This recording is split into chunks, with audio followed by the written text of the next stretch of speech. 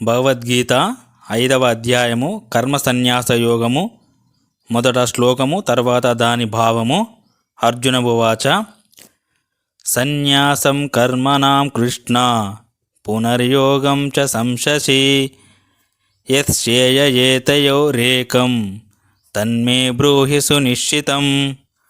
అర్జునుడు అంటున్నాడు, ఓ కృష్ణ, ఒక్కసారి కర్మ సన్యాసమును మరొకసారి కర్మయోగమును మెచ్చుకుంటున్నావు. నిశ్చయముగా ఈ రెండింటిలో నాకు ఏది శ్రేయస్కరమో చెప్పుము.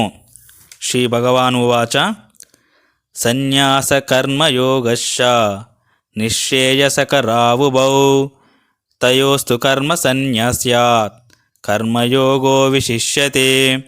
శ్రీకృష్ణ భగవానుడు పలికెను, కర్మ సన్యాసము కర్మయోగమను ఈ రెండు కూడా పరమ కళ్యాణదాయకములే. కానీ ఈ రెండింటిలోనూ కర్మ సన్యాసము కంటే కర్మయోగము సాధనయందు అంటే అభ్యాసమునందు సుగమమవుట వలన చాలా శ్రేష్టమైనది. అంటే మనము కర్మయోగము ఆచరించవలెను. తర్వాత మూడవది, జ్ఞేయస నిత్య సన్యాసి యో నద్వేష్టిన కాంక్షతి నిర్ద్వంద్వోయి మహాభావో సుఖం బంధాత్ ప్రముచ్యతే. మహాబాహో, ఎవ్వరిని ద్వేషింపకుండా దేనిని కాంక్షింపకుండా కర్మయోగి, అలాంటి కర్మయోగిని నిత్య సన్యాసిగా తెలుసుకోవలెను. ఎందుకంటే రాగద్వేషాది ద్వంద్వములను అధిగమించిన వారు అవలీలగా సంసార బంధము నుండి ముక్తుడవుతారు. నాలుగవది, సాంఖ్యయోగౌ పృథగ్బాలాః ప్రవదంతి న పండితాః ఏకమప్యాసితః సమ్యగ్ ఉభయోర్విందతే ఫలం. సాంఖ్య కర్మయోగములు వేర్వేరు ఫలములను ఇస్తాయని తెలిపేవారు మూర్ఖులు. ఎందుకంటే మూర్ఖులే అలా పలుకుతారు, పండితులు అలా పలకరు.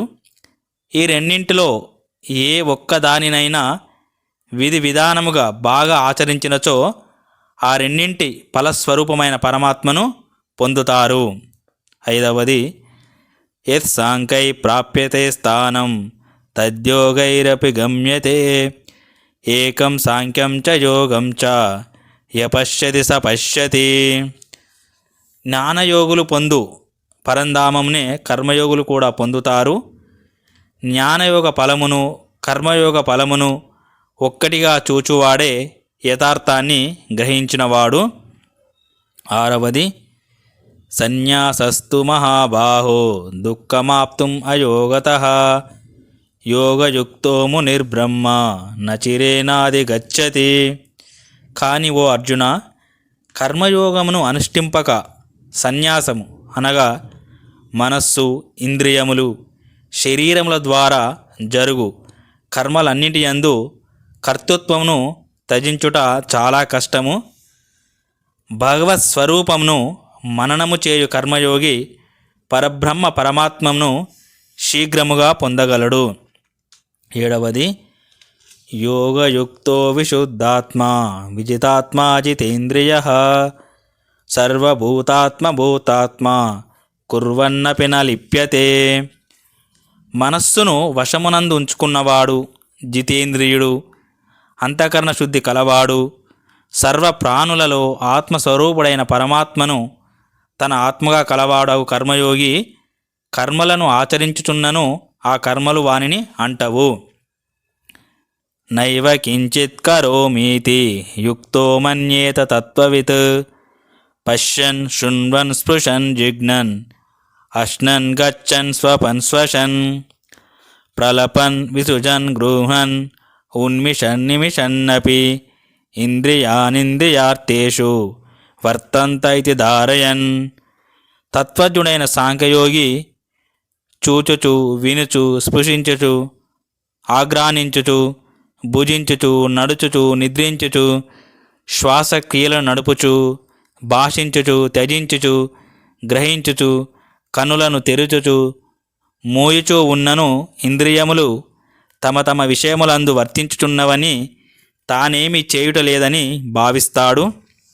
పదవది, బ్రహ్మని ఆదాయ కర్మాణి సంగం త్యక్త్వా కరోతి యః లిప్యతేన స పాపేన పద్మపత్రం ఇవ అంబసా. కర్మలన్నింటినీ భగవదర్పణం గావించి ఆసక్తి రహితముగా కర్మలను ఆచరించు వానిని పాపములు అంటవు. ఎలా అంటే తామరాకుపై నీటి బిందువుల వలె అవి అంటవు. 11వది కాయేన మనసా బుద్ధ్యా కేవలైరింద్రియైరపి యోగిన కర్మ కురువంతి సంగం త్యక్త్వాత్మశుద్ధయే. కర్మయోగులు మమతాసక్తి రైతులై కేవలము ఇంద్రియములు, మనస్సు, బుద్ధి, శరీరముల ద్వారా అంతఃకరణ శుద్ధికై కర్మలను ఆచరింతురు. తర్వాత యుక్త కర్మ ఫలం త్యక్త్వా శాంతిమాప్నోతి నైష్టికీం అయుక్త కామకారేణ ఫలే సక్తో నిబధ్యతే. నిష్కామ కర్మయోగి కర్మములను త్యజించి భగవత్ప్రాప్తి రూపమైన శాంతిని పొందును. కర్మ ఫలాసక్తుడైన వాడు ఫలేచ్ఛతో కర్మములను ఆచరించి బద్ధుడగును. 13వది సర్వకర్మాణి మనసా సన్యస్యాస్తే సుఖం వశే నవద్వారే పురే దేహి నైవ కుర్వన్న కారయన్. అంతఃకరణమును అదుపులో ఉంచుకుని సాంఖ్యయోగమును ఆచరించు పురుషుడు కర్మలను ఆచరింపజేయకయే నవద్వారములు గల శరీరమునందు సమస్త కర్మములను మానసికముగా త్యజించి సచ్చిదానంద ఘన పరమాత్మ స్వరూపమైన స్థితుడై ఆనందమును అనుభవించును.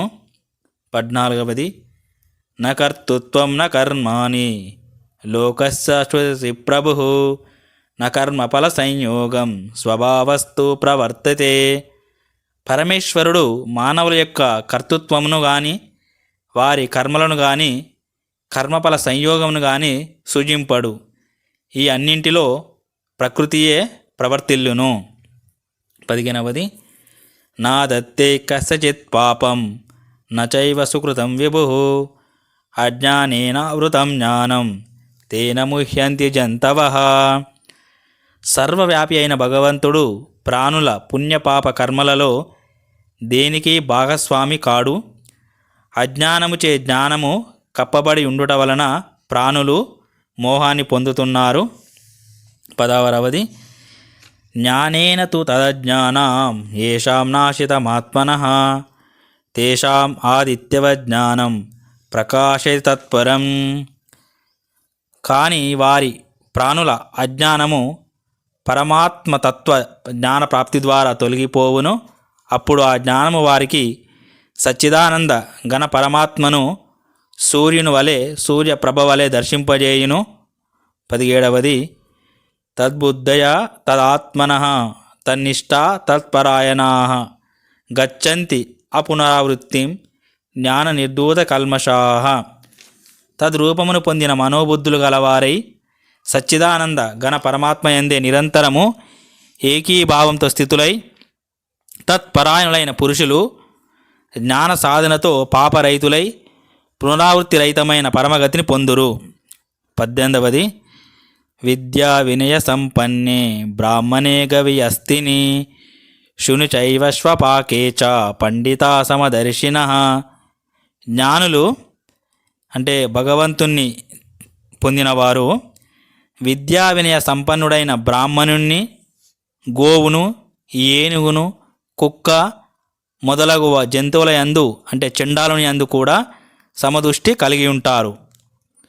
19 ఇహైవ తైర్జిత సర్గో ఏషాం సామ్యే స్థితం మనః నిర్దోషం హి సమం బ్రహ్మ తస్మాత్ బ్రహ్మని తే స్థితాః.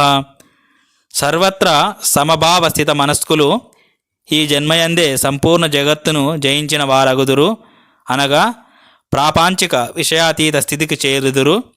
సచ్చిదానంద ఘన పరమాత్మ దోషరహితుడు, సముడు, సమభావ స్థిత మనస్కులైన జ్ఞానులు సచ్చిదానంద ఘన పరమాత్మయందు స్థితులు కనుక వారు త్రిగుణాతీతులు, జీవన్ముక్తులు.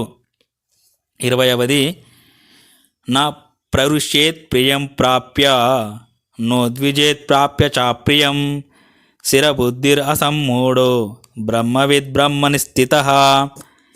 ప్రియ లాభములకు పొంగిపోనివాడు, అప్రియములను ఎదురైనప్పుడు అంటే అవమానాలు ఎదురైనప్పుడు కృంగిపోనివాడు, స్థిరమైన బుద్ధి కలవాడు, మోహానికి వశుడు కానివాడు అయిన బ్రహ్మవేత్త సచ్చిదానంద ఘన పరబ్రహ్మ పరమాత్మయందు సదా ఏకీభావ స్థితి అందు ఉండును. 21. బాహ్యస్పర్శేషు అసక్తాత్మా విందతి ఆత్మని యత్సుఖం స బ్రహ్మయోగయుక్తాత్మా సుఖమక్షయమశ్నుతే. ప్రాపంచిక విషయములందు అనాసక్తమైన అంతఃకరణము గల సాధకుడు ఆత్మస్థిత ధ్యానజనితమైన సాత్విక ఆనందమును పొందును. పిదపాతడు సచ్చిదానంద ఘన పరబ్రహ్మ పరమాత్మ ధ్యాన యోగమునందు అభిన్న భావస్థితుడై అక్షయ ఆనందమును అనుభవించును. 22. ఏహి సంస్పర్శజా భోగా దుఃఖయోనయ ఏవతే ఆద్యంతవంత కౌంతేయ నతేషు రమతే బుధః. విషయేంద్రియ సంయోగం వలన ఉత్పన్నములైనటువంటి భోగములన్నీయు భోగ లాలసులకు సుఖములుగా అనిపించును భాషించినను అవి నిస్సందేహముగా దుఃఖహేతువులే. అవి ఆది అంతములు కలవి. ఈ భోగాలు అనగా అనిత్యములు కావునవో అర్జున, వివేకైన వాడు వాటి అంది ఆసక్తుడు కాడు. 23. శక్నోతి ఐవ యస్సోఢుం ప్రాక్శరీర విమోక్షణాత్ కామక్రోధోద్భవం వేగం సయుక్త ససుఖీ నరః. ఈ శరీరమును విడవకముందే అనగా జీవించి ఉండగానే కామక్రోధాదుల ఉద్వేగములను అదుపులో ఉంచుకున్న సాధకుడే నిజమైన సుఖి యోగి. 24. యో అంత సుఖో అంతరో రామః తథాంతర జ్యోతిరేవ యః సయోగి బ్రహ్మ నిర్వాణం బ్రహ్మభూతో అధిగచ్చతి. అంతరాత్మయందే సుఖించేవాడు, ఆత్మయందే రమించేవాడు, ఆత్మజ్ఞాని అయిన వాడు సాంఖ్యయోగి. సచ్చిదానంద ఘన పరబ్రహ్మ పరమాత్మయందు ఏకీభావ స్థితుడై బ్రహ్మ నిర్వాణమును పొందును. 25. లభంతే బ్రహ్మ నిర్వాణం ఋషయ క్షీణ కల్మషాః చిన్నద్వైదాయతాత్మానః సర్వభూత ఇతే రతాః. పాపరైతులు జ్ఞాన ప్రభావమున సమస్త సంశయముల నివృత్తి సాధించినవారు, సర్వప్రాణుల హితమును కోరువారు, నిశ్చల స్థితితో మనస్సును పరమాత్మయందు లగ్నం చేసినవారు అయిన బ్రహ్మవేత్తలు బ్రహ్మ నిర్వాణమును పొందుతారు. 26. కామక్రోధ వియుక్తానాం యతీనాం యతచేతసాం అపితో బ్రహ్మ నిర్వాణం వర్తతే విదితాత్మనాం. కామక్రోధ రైతులు, చిత్తవృత్తులను జయించిన వారు, పరబ్రహ్మ పరమాత్మ సాక్షాత్కారమును పొందిన జ్ఞానులకు అంతటా శాంత పరబ్రహ్మ పరమాత్మయే గోచరిస్తాడు. 27, 28 కలిసి చెప్పుకుందాము. స్పర్శాన్ కృత్వా బహిర్బాహ్యాన్ చక్షుషైవాంతరే భ్రువోః ప్రాణాపానౌ సమౌ కృత్వా నాసాభ్యంతరచారిణౌ యతేంద్రియమనోబుద్ధిః మునిర్మోక్షపరాయణః విగతేచ్ఛా భయక్రోధో యస్సదా ముక్త ఏవ సః. బాహ్య విషయ భోగములను చింతన చేయక వాటిని పారద్రోలవలెను. దృష్టిని భ్రూమధ్యమునందు స్థిరముగా ఉంచవలెను. నాసికయందు ప్రసరించుచున్న ప్రాణ అపాన వాయువులను సమస్థితిలో నడపవలెను.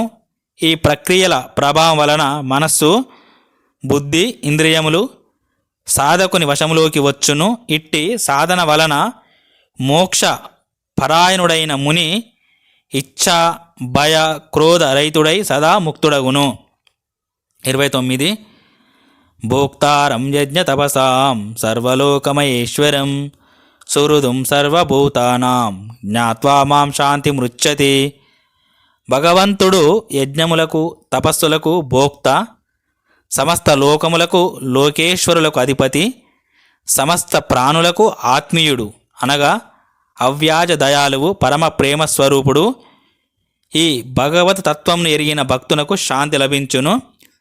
ఓం తస్తదితి శ్రీమద్భగవద్గీతాసు ఉపనిషత్తు బ్రహ్మ విద్యాయాం యోగశాస్త్రే శ్రీకృష్ణ సంవాదే కర్మసన్యాసయోగ నామ పంచమో అధ్యాయः. ఓం శాంతి శాంతి శాంతి. హరి ఓం తత్సత్.